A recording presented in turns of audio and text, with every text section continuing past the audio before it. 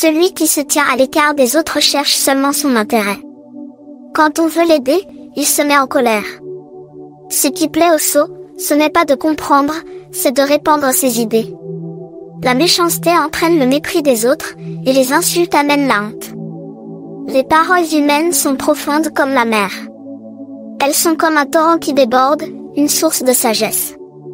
Prendre parti pour un coupable en refusant de faire justice à l'innocent, c'est une chose mauvaise. Les paroles d'un sot provoquent des disputes, ce qu'il dit attire les coups. Les paroles du sot le conduisent à sa perte, sa bouche est un piège pour lui-même. Les mensonges sur les autres sont comme une nourriture excellente. Ils nous touchent en profondeur. Celui qui néglige son travail et celui qui le détruit se ressemblent comme des frères. Le Seigneur protège avec puissance. La personne qui agit bien vient auprès de lui, elle est en sécurité. Pour le riche, c'est sa richesse qui est une sécurité. Elle le protège comme un mur de défense.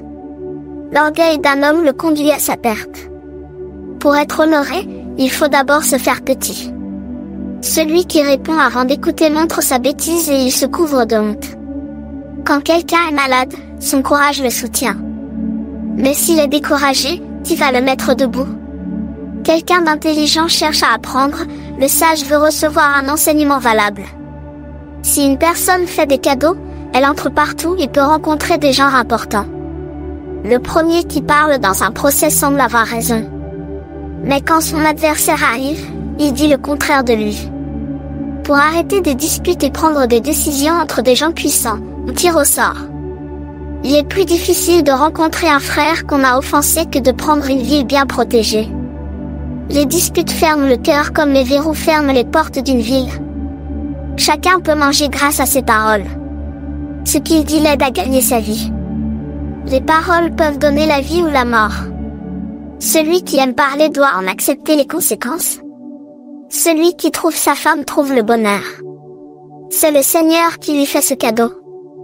Les pauvres parlent en suppliant, mais les riches répondent avec dureté.